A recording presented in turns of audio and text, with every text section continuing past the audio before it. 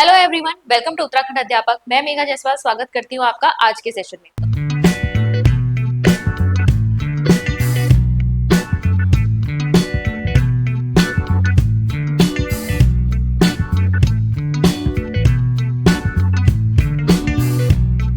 तो आज के सेशन में हम कवर करेंगे आपका केवीएस टीजीटी साइंस के प्रीवियस ईयर के क्वेश्चंस और ये पार्ट 3 है। इससे पहले भी हम कुछ क्वेश्चंस डिस्कस कर चुके हैं, तो अगर आपने वो वाले वीडियोस नहीं देखे हैं तो आप जाकर चेक कर लीजिएगा। हमने और भी क्वेश्चंस को यहाँ डिस्कस किया है, साथ ही साथ हम थोड़े एक्सप्लेनेशन के साथ करते हैं ताकि हमें क्लैरिटी मिले कि किस तरीके से यहाँ पे क्वेश्चन पूछा जाता है, कौन कौन से टॉपिक्स यहाँ पर लिए जा रहे हैं। चलिए स्टार्ट करते हैं हम आज के क्वेश्चंस। तो पहला क्वेश्चन आपके सामने है, identify the symbiotic nitrogen fixing bacteria from the following and select the code for correct answer from the codes given below।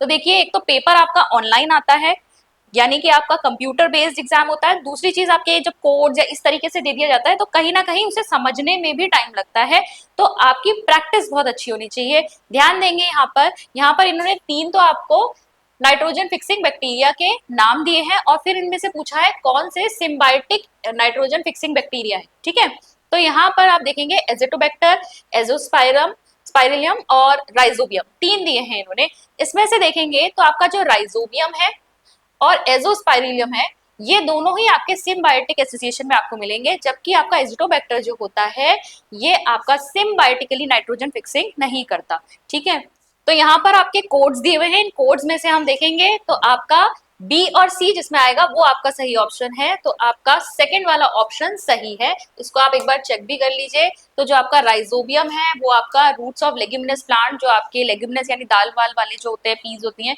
उनके रूट नोड्यूल्स में रहता है और ये आपका सिम्बायोटिकली नाइट्रोजन फिक्सिंग करता है।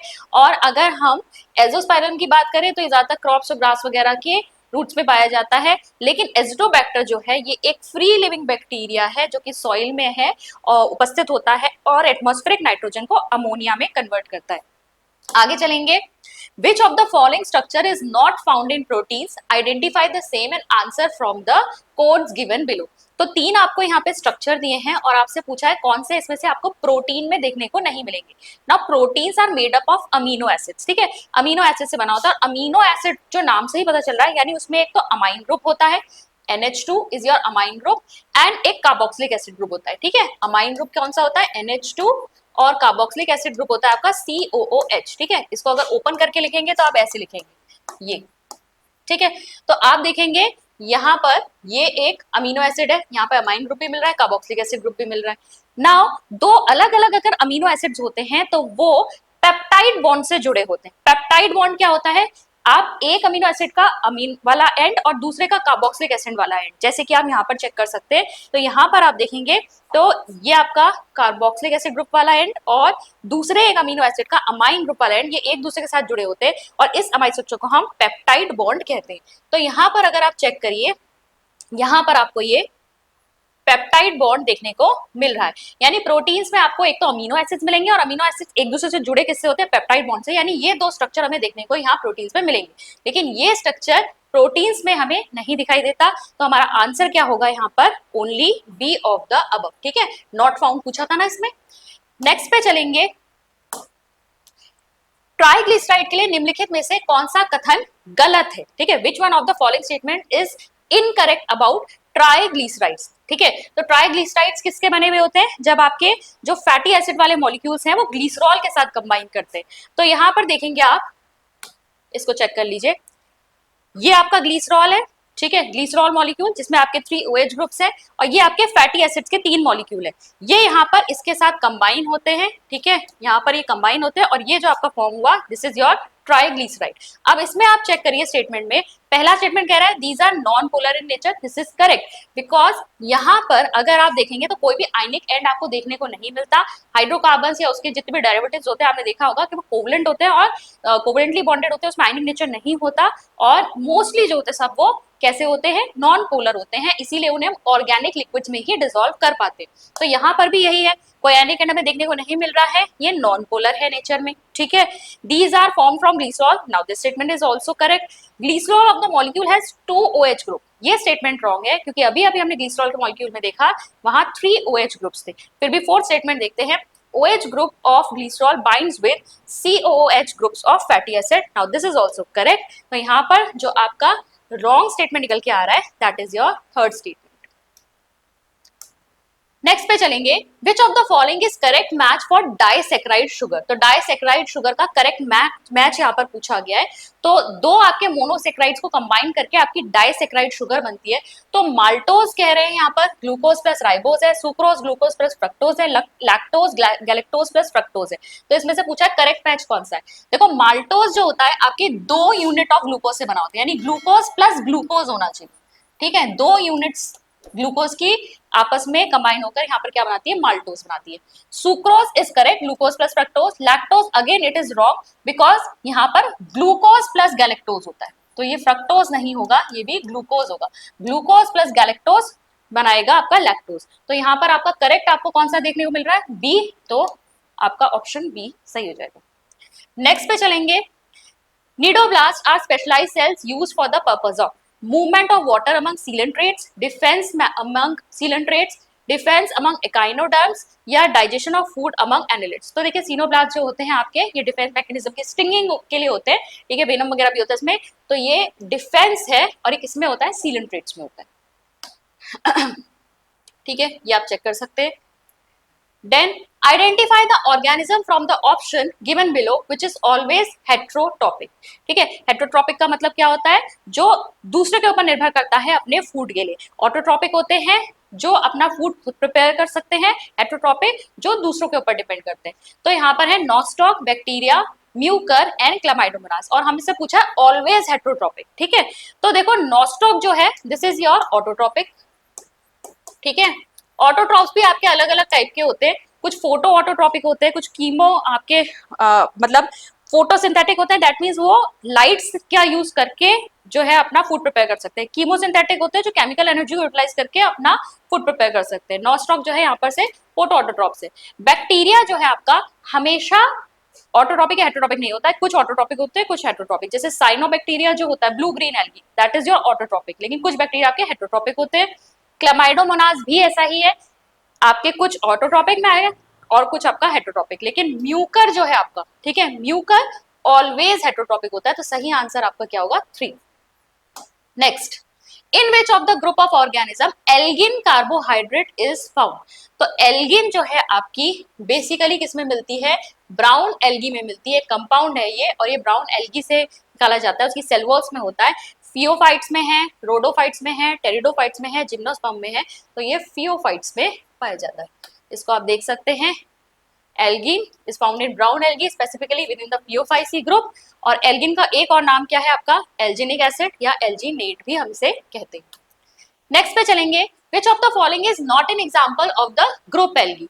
तो ग्रुप एल्गी का एग्जांपल नहीं है फ्यूकस, पोर्फिरा, स्पेग्नम या पॉलीसाइफोनिया, तो आपका स्पेग्नम है, ठीक है।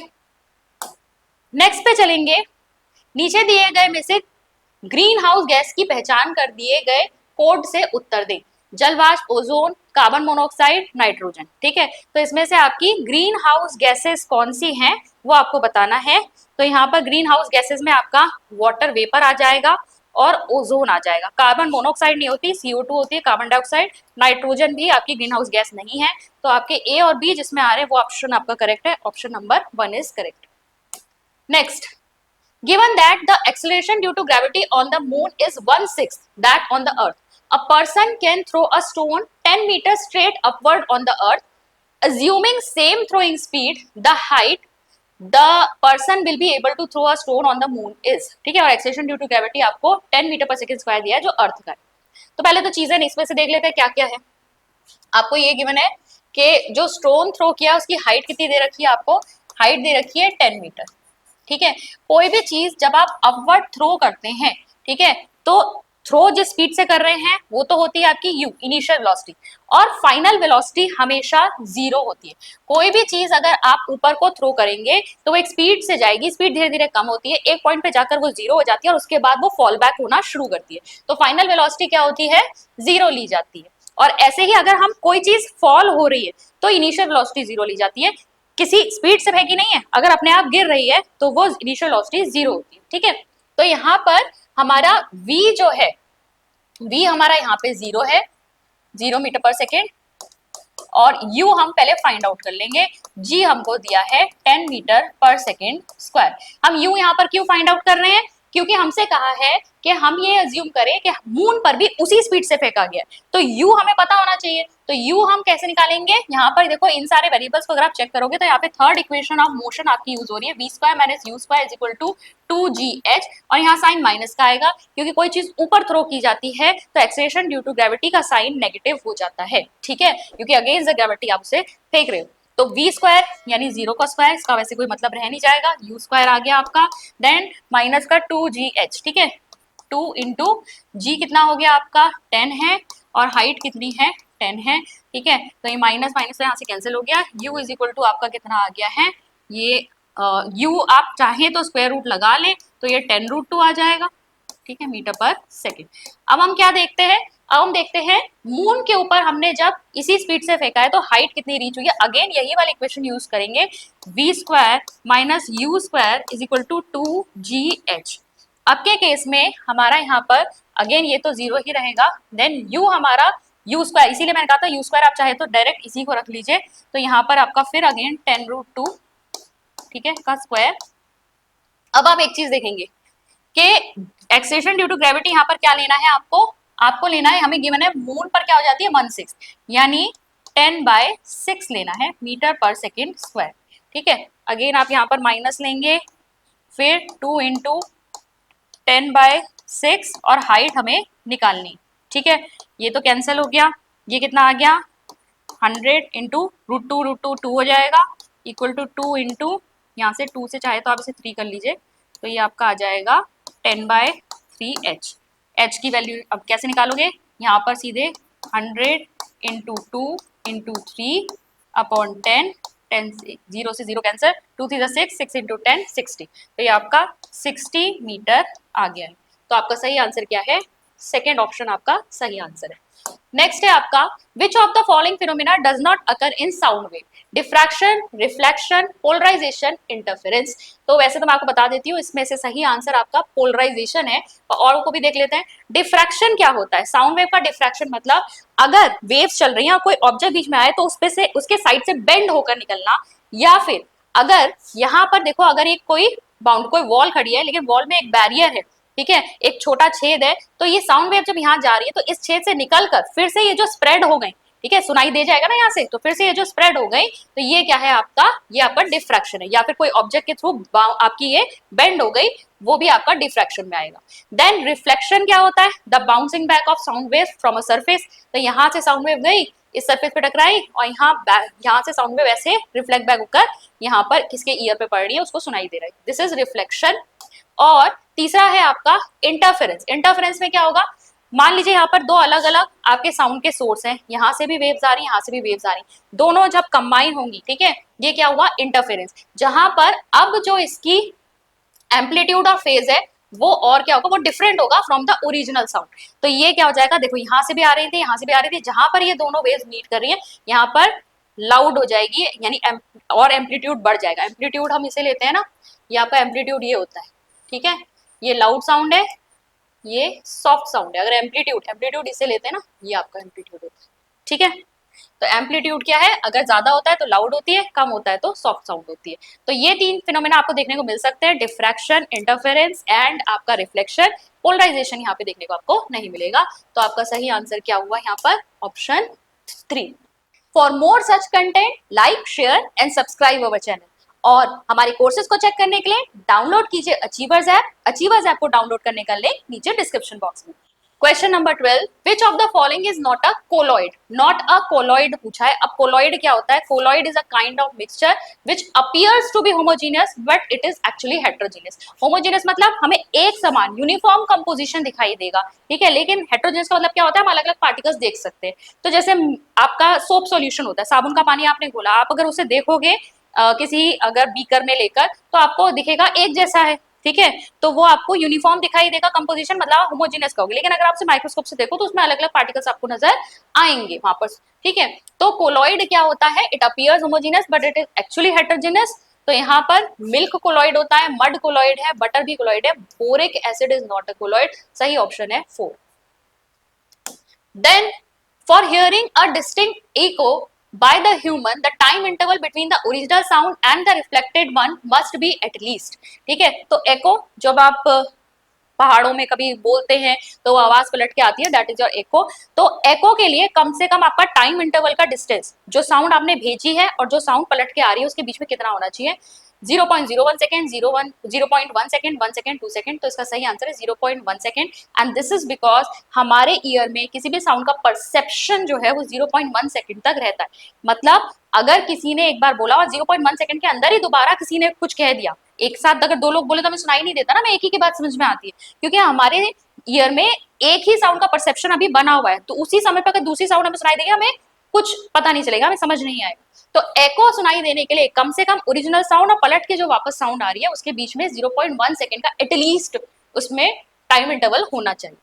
Next, how many grams of MgCO3 contain 24.0 gram of oxygen, और मोलर मास यहाँ पर आपको मैग्नीशियम कार्बोनेट का दे रखा है 84.3 ग्राम पर मोल। ठीक है, तो अब यहाँ पर मेहनत नहीं करनी इसका मोलर मास निकालने के लिए आपको। तो अब देखो आपका कह रहा है कि इसका मोलर मास आपको 84.3 ग्राम दिया है, और इस एक मोल के अंदर आपको कितने ऑक्सीजन के एटम दिखाई दे रहे हैं, 3 ऑक्सीजन के एटम्स दिखाई दे रहे हैं। ठीक है, 3 ऑक्सीजन के एटम है। एक ऑक्सीजन एटम का जो आपका मास होता है वो कितना होता है, 16 ग्राम होता है। तो 3 ऑक्सीजन एटम का मास कितना होगा आपका, ये होगा 16 इंटू 3 यानी कि 48 ग्राम। ठीक है, दिस मीन्स के आपके 84 पॉइंट, या फिर आप इसको ऐसे लिख लो 48 ग्राम ऑफ ऑक्सीजन, ठीक है, is present in 84.3 gram of MgCO3। ठीक है, ये मतलब यूनिटरी मेथड लगाना है यहाँ पर कि 48 ग्राम इतने में प्रेजेंट है, तो 24 ग्राम कितने में प्रेजेंट होगा, तो डायरेक्ट क्या होगा, 24 ग्राम कितने में प्रेजेंट होगा। ठीक है, तो ये होगा 84.3 अपॉन 48 इंटू 24। 24 टू जा चला जाएगा, इसको भी कैंसिल कर लो, 2 4 जा 8, 2 2 जा 4, 2 जा 2, 5 जा 10, 42.15 आ रहा है। और हाँ, ये बिल्कुल सही है, क्योंकि इसको राउंड ऑफ जब हम करेंगे तो ये आपका राउंड ऑफ हो जाएगा, क्योंकि 5 डिजिट दे रखी है, तो 42.2 ग्राम आ जाएगा। फर्स्ट ऑप्शन आपका आंसर है। Next, when ethanol is heated with sulfuric acid, the major product is ethane, ethene, ethyne, ethyl sulfate। तो इथेनॉल सबसे पहले बना लेते हैं। इथेनॉल क्या होगा, इथेनॉल होता है आपका CH3 CH2OH। ठीक है, इसको जब हम कंबाइन करेंगे सल्फ्यूरिक एसिड के साथ, H2SO4 के साथ, ठीक है, H2SO4 के साथ जब हमने इसे कंबाइन किया तो हमें प्रोडक्ट क्या मिल रहा है, इसको थोड़ा और ओपन करके आपको दिखा देती हूँ। ठीक है, ये आपका CH3 है, ये ठीक है, इसको ऐसे दिखा दिया मैंने, इसी के साथ एक H यहाँ, एक H यहाँ और एक OH को नीचे। ठीक है, अब ये H2SO4 क्या होता है, it is a dehydrating agent. Dehydrating agent का मतलब है कि ये क्या करेगा, इस कंपाउंड में से एक वाटर मॉलिक्यूल को रिमूव करेगा। ठीक है, वाटर मॉलिक्यूल रिमूव करेगा। वाटर मॉलिक्यूल कैसे रिमूव होगा, ये OH यहाँ से जाएगा और H यहाँ से जाएगा। ठीक है, जब ये OH और H यहाँ से चला गया तो ये चला गया, ये चला गया, तो ये वैलेंसी दोनों की फ्री हो गई। तो ये दोनों आपस में क्या करेंगे, इसे ज्वाइन कर लेंगे, यानी कि हमारा क्या बनेगा, यहाँ पर से ये बन गया CH2 डबल बॉन्ड CH2, क्या बना है, इथीन बना है, प्लस हमें एक वाटर मॉलिक्यूल मिला है। ठीक है, तो हमारा सही आंसर यहाँ पर क्या होगा, इथीन होगा। ठीक है, हमें इथीन मिल गया यहाँ पर। इसे हम क्या कहते हैं, यहाँ पे सैचुरेटेड कंपाउंड से अनसैचुरेटेड कंपाउंड हमको मिल गया। अनसैचुरेटेड कौन से होते हैं, जिसमें डबल और ट्रिपल बॉन्ड प्रेजेंट होते हैं। सैचुरेटेड जिसमें सिर्फ सिंगल बॉन्ड प्रेजेंट है कार्बन एटम्स के बीच में। ठीक है, अब देखो H2SO4 यहाँ पर डिहाइड्रेटिंग एजेंट की तरह काम करता है, क्योंकि वो H2O मॉलिक्यूल यहाँ से रिमूव कर रहा है, and this reaction is called dehydration reaction. आगे बढ़ेंगे। In the complete combustion of butane the products obtained are, ठीक है, water and carbon, butanone and water, carbon dioxide and water, carbon dioxide and hydrogen. तो butane आपका क्या होगा, C4H10, this is your butane. वैसे तो ब्यूटेन की ही बात नहीं है, कोई भी हाइड्रोकार्बन जब आप बर्निंग करते हो तो प्रोडक्ट हमेशा आपको क्या मिलेगा, CO2, वाटर प्लस हीट या लाइट, या हीट एंड लाइट दोनों। ठीक है। हमेशा कंबशन के प्रोडक्ट जो होते हैं हाइड्रोकार्बन अगर आप बर्न कर रहे हो तो प्रोडक्ट हमेशा आपको यही मिलेंगे, ठीक है, चाहे वो ब्यूटेन हो, इथेन हो, मीथेन हो, कुछ भी हो। हाँ, अगर कार्बन है खाली, ठीक है, कोक बर्न कर रहे हो ऑक्सीजन के साथ, कंबशन मतलब ऑक्सीजन के साथ आप उसकी रिएक्शन करा रहे हो, तो आपको CO2 मिलेगा। अदरवाइज हाइड्रोकार्बन के साथ, ठीक है, हाइड्रोकार्बन के साथ हमेशा आपको क्या प्रोडक्ट मिलेंगे, carbon dioxide, water and heat and light. तो आपका सही आंसर क्या होगा, fourth answer. Next, What type of compound is CH3, CH2, CO, CH3? Alcohol, aldehyde, ketone या ईथर? तो देखो ये अगर मैं इसे ओपन करके लिखूं शायद तब आप इसे आइडेंटिफाई कर लो। CH3, CH2, C ये डबल बॉन्ड O है और ये CH3 है। Now this is your ketone group और सही आंसर आपका कीटोन। अल्कोहल की भी बात कर लेते हैं। अल्कोहल आपका क्या होता है, this is your OH group. Aldehyde क्या होता है, CHO होता है। और अगर मैं इसे खोल के लिखना चाहूँ तो ऐसे लिखेंगे इसे, ठीक है। ईथर क्या होता है, ROR, this is your ether group. Next पे चलेंगे। When dilute sulfuric acid is added to zinc granules, which one of the following gases will be evolved? Sulfur dioxide, hydrogen, oxygen, hydrogen sulfide.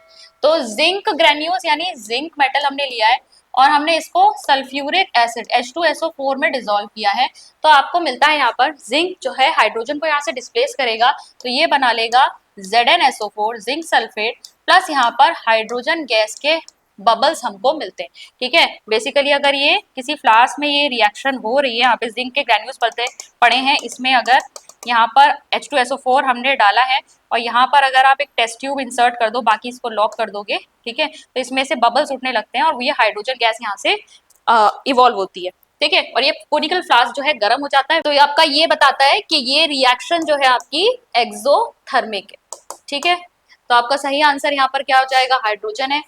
Next पे चलेंगे। In the electrolytic refining of copper, an electric current is passed through a cell containing a pure copper electrode, an electrode of impure copper, and an aqueous solution containing copper ions. In this process, the impure copper electrode is called anode, cathode, reference electrode या indicator electrode. तो इसको सीधे देख लेते हैं हम। तो ये आपका रिफाइनिंग ऑफ कॉपर है, जिसमें हम देखेंगे कि जो इम्प्योर आपका कॉपर होता है उसको एनोड बनाया जाता है। एनोड का मतलब क्या है, इसको पॉजिटिव टर्मिनल से आपका कनेक्ट किया जाता है। देन प्योर मेटल की एक थिन स्ट्रिप होती है जिसको आप नेगेटिव टर्मिनल से अटैच करते हो, तो ये आपकी कैथोड होती है। फिर आपका कॉपर है तो कॉपर सल्फेट का ही यहाँ पर सोल्यूशन इन्होंने लिया हुआ है, सोल्यूशन यहाँ पर हम लेंगे। अब होता क्या है, जब हम करंट इसमें स्टार्ट करेंगे तो यहाँ पर से आपका कॉपर जो है सॉल्यूशन में डिसॉल्व होना शुरू होगा। तो कॉपर ये सॉलिड स्टेट से क्या है, Cu2 पॉजिटिव आयन सॉल्यूशन में आनी शुरू हो जाएंगी, ठीक है, और 2 इलेक्ट्रॉन भी आपके रिलीज होंगे। यहाँ पर आप देखोगे कैथोड पे क्या हो रहा है, कैथोड पे ये जो Cu2 पॉजिटिव है ये यहाँ पर आएगा, ये 2 इलेक्ट्रॉन यहाँ से लेगा और यहाँ पर डिपॉजिट हो जाएगा। तो रिफाइनिंग जैसे जैसे आपकी होती रहती है ये आपका कम हो जाएगा और ये जो प्योर मेटल वाला कॉपर है ये आपका प्योर कॉपर जो है यहाँ पर इकट्ठा होता चला जाएगा। अब जो सॉल्यूबल इम्प्योरिटीज थी वो तो सॉल्यूशन में ही चली गई और जो इनसॉल्यूबल इम्प्योरिटीज थी वो आपकी यहाँ पर एनोड के ही नीचे कलेक्ट हो जाती है, जिसे हम एनोड मड कहते हैं, ठीक है। तो ये आपका पूरा रिफाइनिंग का प्रोसेस है। तो आपसे पूछा यहाँ पर गया था कि इम्प्योर मेटल जो है आपका, ठीक है, इम्प्योर कॉपर जो है आपका इन दिस प्रोसेस ये इलेक्ट्रोड क्या है, तो ये आपकी एनोड है। सही आंसर है ऑप्शन 1। नेक्स्ट है question number 20, metallic zinc will not reduce, ठीक है। तो देखो इसके लिए आपको क्या पता होना चाहिए, यहाँ पे Cu2 positive, H positive, Ag positive और Al3 पॉजिटिव आपको ऑप्शन दिए। इसके लिए आपको पता होनी चाहिए रिएक्टिविटी सीरीज, ठीक है, कौन किसको रिड्यूस करेगा या नहीं करेगा, इसके लिए आपको रिएक्टिविटी सीरीज पता होनी चाहिए। रिएक्टिविटी सीरीज आपकी इस तरीके से है, ठीक है, potassium, sodium, calcium, magnesium, aluminium, zinc, iron, lead, फिर हाइड्रोजन। नाउ आप देखें यहाँ पर सारे मेटल्स हैं, हाइड्रोजन को बीच पे इसमें डाला गया है, ठीक है, hydrogen is a non metal पर उसको यहाँ पे डाला गया है। फिर कॉपर, मरकरी, सिल्वर, गोल्ड, वो इसको बीच में इसलिए डाला गया है कि ये बता रहा है कि इसके ऊपर अबव जो मेटल्स हैं वो हाइड्रोजन से ज्यादा रिएक्टिव है और इससे नीचे जो है वो हाइड्रोजन से कम रिएक्टिव है। अब ये रिएक्टिविटी सीरीज के अकॉर्डिंग आप देखेंगे तो एक हायर रिएक्टिव मेटल जो होता है वो आपका लोअर रिएक्टिव मेटल को डिस्प्लेस या रिड्यूस कर सकता है, लेकिन एक लोअर रिएक्टिव मेटल जो है हायर को नहीं कर सकता। तो अगर आप हमसे पूछ रहे हैं कि जिंक किसे रिड्यूस नहीं कर सकता, तो देखो जिंक आपका कॉपर से ऊपर है, हाइड्रोजन से ऊपर है, सिल्वर से ऊपर है, लेकिन एल्यूमिनियम से नीचे है। Aluminium is more reactive than zinc, तो जिंक जो है एल्यूमिनियम को रिड्यूस नहीं कर सकता। ठीक है, तो सही ऑप्शन ऑप्शन 4 होगा। नेक्स्ट चलेंगे, which metal will react most vigorously with water. तो सबसे ज्यादा आपका विगरसली मतलब बहुत तेजी से एकदम ही आपकी ऐसी रिएक्शन होगी जिसमें आपका हाइड्रोजन रिलीज होती है। रिएक्शन को ही देख लेते हैं हम। यहाँ पर रिएक्शन जो है आपकी, रिएक्शन देखिए, पोटेशियम जो है आपका वाटर के साथ जब रिएक्ट करता है तो यहाँ पर ये हाइड्रोजन को डिस्प्लेस कर देगा, खुद बना लेगा KOH और हाइड्रोजन यहाँ पर गैस प्रोड्यूस होगी। नाउ ये जो हाइड्रोजन गैस यहाँ पे प्रोड्यूस होती है, ठीक है, आप जानते हैं कंबशन के प्रोसेस में कौन सी गैस जलती है, हाइड्रोजन बर्न होती है। तो यहाँ पर ये रिएक्शन जो है हाईली एक्सोथर्मिक होती है। हाईली एक्सोथर्मिक, इतनी ज्यादा हीट प्रोड्यूस होती है कि ये जो हाइड्रोजन यहाँ पर बना है तुरंत फायर कैच कर लेता है। तो ये रिएक्शन काफी विग्रस है, हमारे कंट्रोल में भी नहीं होती, कई बार ऐसा हो सकता है कि ब्लास्ट भी हो जाए। ठीक है, तो ये यहाँ पर हाइड्रोजन तुरंत फायर कैच कर लेगी। इसीलिए हम अगर पूछे कि यहाँ पर कौन सी सबसे विग्रसली यहाँ पे रिएक्ट करता है सोडियम, पोटेशियम, मैग्नीशियम, कैल्शियम में से, तो वो potassium. Next, a diverging lens forms an image 1/3 the size of an object that is placed 24 cm from the lens. The focal length of the lens will be। ठीक है, अब आपसे diverging lens की बात हो रही है, तो डाइवर्जिंग लेंस आपका ये वाला होता है। ठीक है, ये आपका डाइवर्जिंग लेंस है जिसमें आपकी कोई भी रे अगर आ रही है तो वो क्या होती है, वो यहाँ से डाइवर्ज होती है। ठीक है, इसी तरीके का होता है आपका।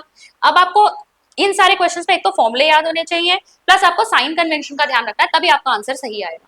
तो अब यहाँ पे देखो, diverging lens forms an image of 1/3 of the size of the object. ठीक है, तो सबसे पहले तो आपको एम मैग्निफिकेशन दिया है, वो दिया है आपको 1/3, और फिर आपको दिया है object that is placed 24 centimetre from the lens, यानी ऑब्जेक्ट डिस्टेंस यू आपको दिया हुआ है 24 सेंटीमीटर। ऑब्जेक्ट डिस्टेंस को हमेशा ही नेगेटिव लेते हैं, और आपसे फोकल लेंथ पूछी हुई है, एफ आपसे पूछा हुआ है। तो फॉर्मूला तो भाई आपका लेंस में क्या लगता है, आपका फॉर्मूला लेंस में लगता है 1/f equal to 1/v minus 1/u। F है, यू है, यहाँ पर सॉरी एफ नहीं है आपको, और यू गिवन है, वी आपको ढूंढना पड़ेगा। तो v कैसे निकालोगे, एक और फॉर्मूला मैग्निफिकेशन का होता है m is equal to V by U. यहाँ से आप क्या करो, v की वैल्यू निकाल लो।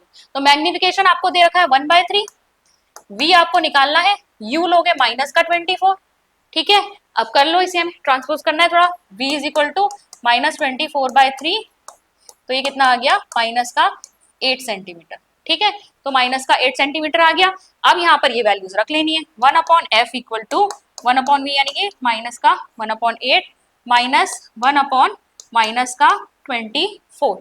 ठीक है, ये माइनस माइनस क्या हो जाएगा, प्लस हो जाएगा।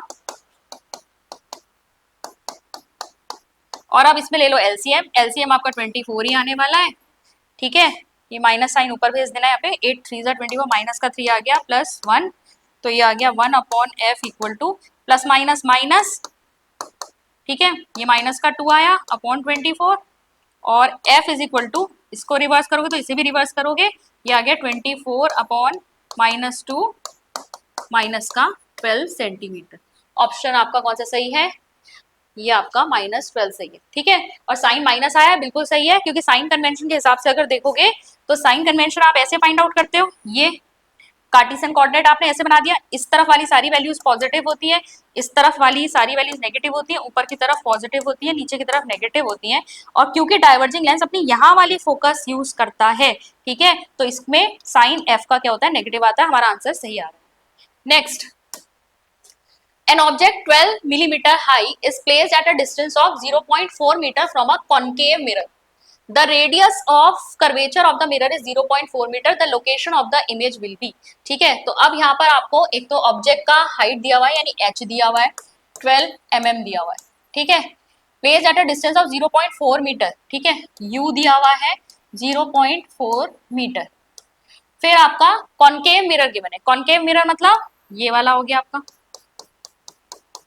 ये है कॉन्केव मिरर। ठीक है, और यहाँ पे भी साइन कन्वेंशन अगर देखोगे तो आपकी इसकी भी फोकल लेंथ यहाँ पर होती है, ये यहाँ पे इसका फोकस होता है। ठीक है, एफ लगा लो यहाँ पे, तो ये नेगेटिव में ही आता है।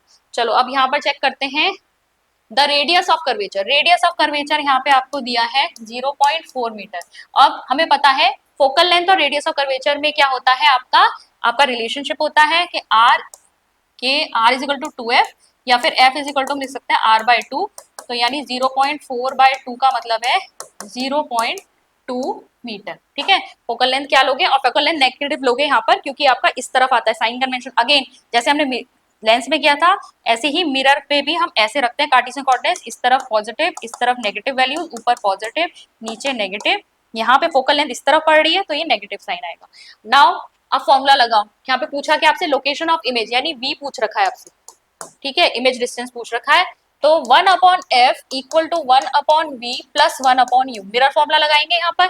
ठीक है, 1/f जो है आपका कितना दे रखा है, फोकल लेंथ आपने निकाली 0.2 माइनस का 0.2, 1/v आपको निकालना है, 1/u, u आपको 0.4, अगेन ये भी माइनस लोगे।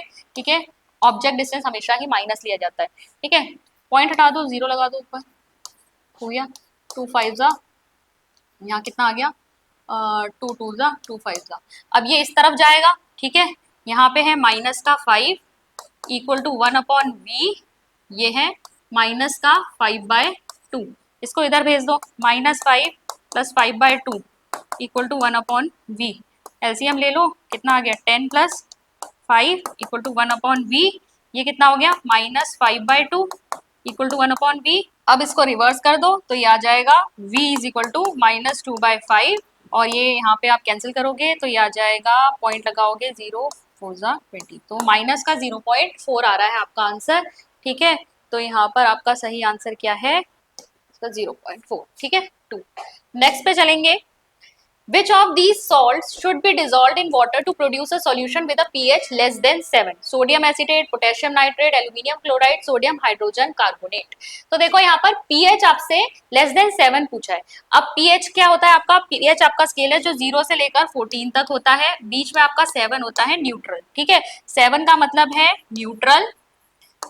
ठीक है, उदासीन कहते हैं जिसे। 7 से नीचे आपका होता है एसिडिक और 7 से ऊपर आपका होता है बेसिक। तो आपसे पूछ रहा है एसिडिक कौन सा सॉल्यूशन होगा। तो देखो एक तरीका तो ये है, आप इसमें ये देखो कि सोडियम एसीटेट, जैसे कि इनका फॉर्मूला आपने लिखा तो सोडियम एसीटेट है CH3COONA, इसमें एक कैटाइन होती है और एक एनाइन होती है।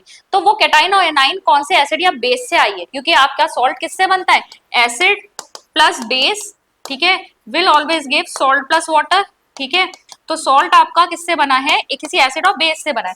तो आप ये देखोगे कि स्ट्रॉन्ग एसिड से या स्ट्रॉन्ग बेस से बना है, मतलब अगर strong acid plus weak base से अगर आपका बनता है, ठीक है, तो आपका जो सॉल्ट बनेगा वो एसिडिक होगा, pH लेस देन 7। अगर आपका वीक एसिड और स्ट्रॉन्ग बेस से बनता है तो ये आपका बेसिक सॉल्ट होगा। ठीक है, बेसिक सॉल्ट होगा। और अगर दोनों स्ट्रॉन्ग है तो न्यूट्रल सॉल्यूशन बनता है। तो अब यहाँ पर चेक करोगे CH3CONA आपका किससे आया है, CH3COOH एसिटिक एसिड। ठीक है, और Na प्लस आपका किससे आएगा, कौन सा बेस लेंगे, NaOH। Now NaH is a strong base and CH3COH is a weak acid. ये वीक एसिड और स्ट्रॉन्ग बेस है, मतलब जो सॉल्यूशन बनेगा वाटर में डिसॉल्व करके वो बेसिक होगा, pH उसका 7 से ज्यादा होगा। तो हमारा ये आंसर तो नहीं हो सकता। पोटेशियम नाइट्रेट देखते हैं, KNO3। ठीक है, इसमें क्या है, K प्लस है, NO3 नेगेटिव है। K प्लस आपका किससे आया होगा, बेस से आया होगा, KOH से, पोटेशियम हाइड्रोक्साइड, और NO3 HNO3। Now this is strong base and this is strong acid, now the solution will be neutral. ठीक है, एल्यूमिनियम क्लोराइड को चेक करते हैं, ये भी नहीं हो सकता, एल्यूमिनियम क्लोराइड चेक करते हैं, AlCl3। अब एल्यूमिनियम किससे आया है, कौन से बेस से आया होगा, aluminium hydroxide AlOH whole thrice plus acid, यहाँ पे Cl किससे आया होगा, HCl से। अब AlOH होल थ्राइस जो है ये एक वीक बेस है। ठीक है, ये एक वीक बेस है क्योंकि कंप्लीटली डिसोसिएट नहीं होता है। HCl क्या है आपका, ये स्ट्रॉन्ग एसिड है। अब इसका जो सॉल्यूशन बनेगा दैट विल बी एसिडिक, उसका pH होगा लेस देन 7। तो आपका सही आंसर तो एल्यूमिनियम क्लोराइड ही है। फिर भी एक बार इसको भी चेक कर लेते हैं, सोडियम हाइड्रोजन कार्बोनेट NaHCO3, इसमें है आपके आयंस Na प्लस और HCO3 नेगेटिव। तो Na तो आपका आया है NaOH से, ठीक है, और HCO3 क्या है आपका, H2CO3 कार्बोनिक एसिड। ठीक है, ये आपका कार्बोनिक एसिड है या HCOH भी हम इसे लिख सकते हैं। तो यहाँ पर ये आपका है स्ट्रॉन्ग बेस, ये है आपका वीक एसिड। अगेन यहाँ पर ये बेसिक सॉल्ट मिलेगा आपको, बेसिक सॉल्यूशन जिसका pH 7 से ज्यादा होगा। नेक्स्ट पे चलेंगे, लास्ट क्वेश्चन है आपका आज का, the correct formula of calcium chloride bleaching powder is.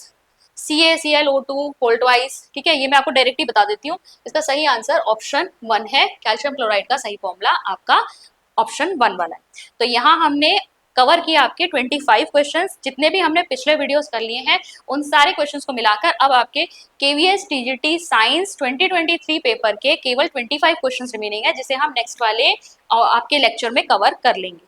तो अगर आप भी टीजीटी साइंस की तैयारी करना चाहते हैं तो हमारी ऐप डाउनलोड कर सकते हैं। हमारी ऐप पे बहुत जल्दी आपको ये कोर्स रिफ्लेक्ट होना शुरू हो जाएगा।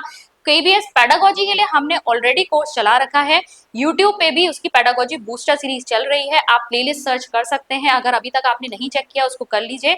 यूनिट 1 कंप्लीट हो चुका है, यूनिट 2 में भी हम अप्रोचेस में काफी आगे बढ़ गए हैं और यहाँ पर आपके लिए दोनों ही चीजें बहुत हेल्पफुल रहने वाली है। मैं पहले भी बार बार आपको कह चुकी हूँ, केवीएस की वैकेंसी आपको कभी भी अब देखने को मिल सकती है और वही लोग फायदे में रहेंगे जो अभी से उसकी प्रिपरेशन कर रहे हैं।